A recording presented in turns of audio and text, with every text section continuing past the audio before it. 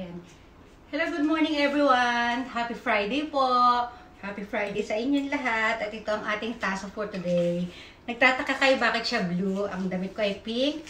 Ayan, lapitan natin. Meron siyang pink na drawing. Hindi ko alam kung ano yan. Ayan. Ayan, flex na tayo. Ayan. Ayan. Nasa bahay lang tayo. Pero mamaya konti aalis ako.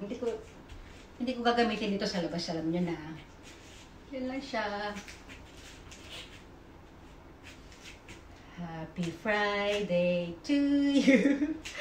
Happy Friday to you. Happy Friday, Happy Friday. Happy Friday sa inyo lahat. Friday nga ba? Mamaya iba na namang araw na sabi ko.